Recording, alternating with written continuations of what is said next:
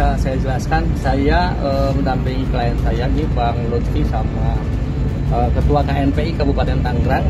Nah, ini melaporkan tentang kasus pengemis online. Jadi mengemis online lewat media sosial, lewat TikTok. Nah, di mana ini sangat meresahkan dan merugikan klien kami. Pada intinya klien kami merasa bahwa banyak hal yang memang disikapi, termasuk di samping kerugian secara materinya, termasuk klien kami ini punya beban moral terhadap generasi bangsa, di mana para pemuda yang memang mestinya punya kreativitas yang baik, yang bisa membanggakan bangsa dan negara, ini malah dugaannya disalahgunakan. Malah ini jadi bahan untuk eksploitasi, juga dijadikan mata pencaharian. Nah, inilah yang kita sikapi. Rekan generasi selanjutnya yang ini harus dibenarkan lagi bagi saya, karena tindakan mengemis online ini terorganisir, dimanfaatkan, dan viral. Bahkan omsetnya melebihi pekerja-pekerja di Jakarta. Menurut hal yang saya terima, mereka semuanya mendapatkan uang sampai dengan 32 juta sampai dengan 1 miliar yang dibagikan di sosial medianya mereka masing-masing. Tapi bukan masalah sektor uangnya, tapi generasi kita selanjutnya mau dibawa kemana? Apakah kita dididik untuk menjadi pengemis online dengan versi mengemis dibalut dengan sosial media? Tentunya saya sebagai digital content creator miris sekali, yang dimana akhirnya nanti bisa jadi orang-orang membuat digital content creator di quote on quote menjadi pengemis if. Dan tidak ada aturannya. Sekali lagi, ini juga harus digarisbawahi oleh DPR, Kominfo, dan Kemensos, bahwa melalui UU ITE tidak bisa menjerat pengemis online. Tapi saat kita masuk ke Krimsus melalui pasal 504 KUHP menerangkan bahwa pengemis di frase pengemis umum, tapi mereka membalutnya dengan cara sosial media. Nah, ini sebuah tricky. Bagi saya, kalau ini tidak kita potong, akhirnya nanti pengemis-pengemis cari titik aman supaya nggak diciduk, mereka ngemisnya di online. Nah, ini menjadi problematika kita di pemuda-pemuda, bahkan nanti teman dari kepemudaan, ini ada 2 ormas yang berbeda, merasa sama, bahwa kalau ini tidak di stop dan tidak direvisi undang-undang ITE-nya, maka nanti kita semuanya melakukan pengemisan supaya tidak diciduk melalui KUHP 504 umum, kita lakukannya dengan cara online. Selama tidak ada revisi ITE-nya, tidak bisa juga masuk ITE. Bahkan itu dibenarkan oleh Kominfo. Presiden Kominfo sudah menyatakan bahwa beritanya mana? Menyatakan bahwa Kominfo tidak bisa dijerat dengan UU ITE. Itu Kominfo sendiri menyatakan, karena memang tidak ada UU ITE-nya, tapi KUHP-nya masuk. Saya sangat prihatin kembali terulang lagi tokoh panutan, tokoh artis. Kalau kemarin kita sempat rame ya, teman-teman media sering mengundang saya tentang bagaimana kejadian Lesti dan Bilar, tapi alhamdulillah. Nah, kalau berkaitan dengan Vena Melinda dan Ferry Irawan yang sudah ditetapkan tersangka oleh aparat penegak hukum di Polda Jawa Timur, kami selaku Ketua Umum BKN yang sangat-sangat konsen berkaitan masalah KDRT, maka kami mendukung sekali langkah dan upaya penegakan hukum yang dilakukan oleh Bapak Kapolda Jawa Timur, yaitu Bapak Tony, Irjen Tony. Mudah-mudahan beliau menjadi Kapolda ini ujian walaupun kecil, tapi ini bisa menjadi besar ketika penegakan hukum itu tidak dilaksanakan sebenar-benarnya. Dan alhamdulillah Polda Jawa Timur dalam hal ini telah melakukan langkah-langkah yang sangat benar dan tepat dengan menetapkan yaitu saudara FI sebagai tersangka yang diduga melakukan penganiayaan terhadap istrinya.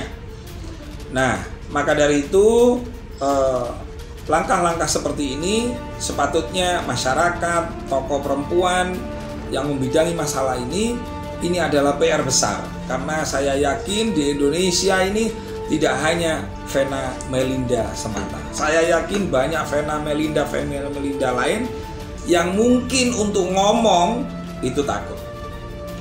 Nah, maka dari itu kami dari BKN, saya sebagai ketua umum dan beliau sebagai lawyer senior di BKN, insya Allah nanti beliau akan ngomong BKN dalam menghadapi situasi KDRT yang semakin merajalela ini.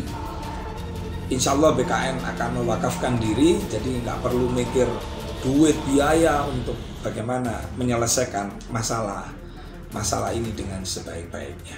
Seperti itu nanti akan diterangkan oleh Bang JS Simatupang. Monggo langsung aja tanya kepada beliau, karena beliau yang mengerti persoalan hukum, termasuk berkaitan masalah KDRT. Konsennya perihal penegakan hukum, saat ini BKM sepertinya akan ambil alih isu ini menjadi suatu kenyataan. BKN akan memprediksi bahwa kejadian ini bukan hanya untuk Ferry Melinda, yang seorang notabene Vena Melinda, bukan yang notabene seorang anggota DPR. Pertanyaannya tadi sangat subjektif, kenapa cepat sekali? Ya, itu saya kira tidak perlu dijawab dengan lambat.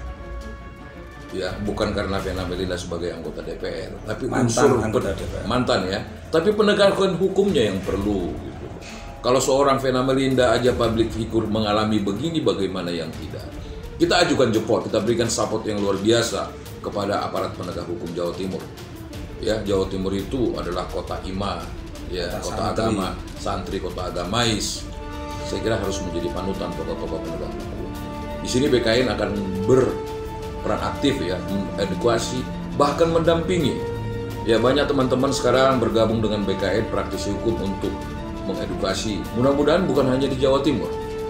Ya, kita yakinkan itu di daerah lain, wanita itu banyak mengalami. Ada 2 penganiayaan yang dialami wanita dalam kasus seperti ini. Tapi yang paling sakit itu, yang paling nyeri adalah penganiayaan psikis. Kalau fisik itu terlihat, kalau psikis itu tidak.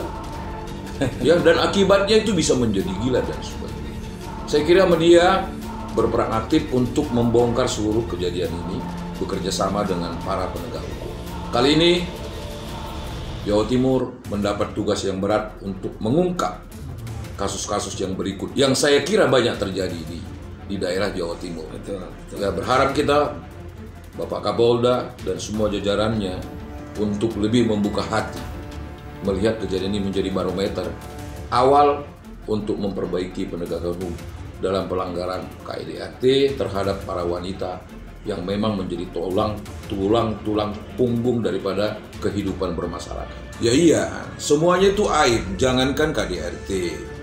Tetapi untuk kali ini, ketika masyarakat itu, khususnya wanita, agak sedikit merasa malu untuk melaporkannya, disinilah tugas penegak hukum menjelaskan. Mana yang lebih bijak, menyimpan aib daripada membuka aib, menegakkan hukum daripada merendam hukum. Ini tugas para penegak hukum.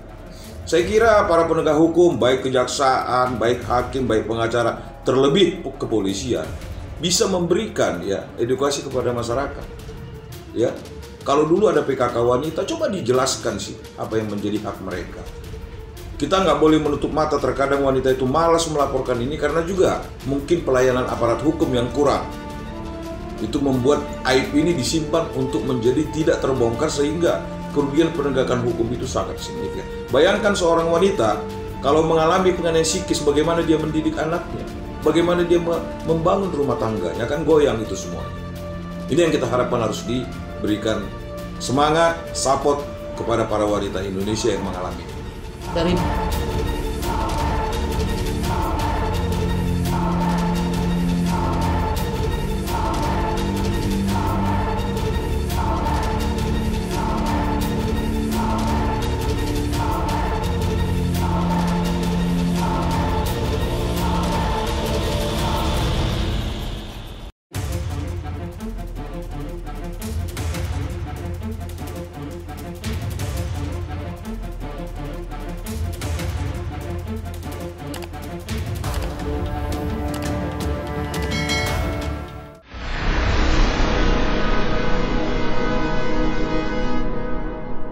Jadi jangan lupa untuk subscribe Cumi Cumi. Ditekan ya tombol lonceng merahnya.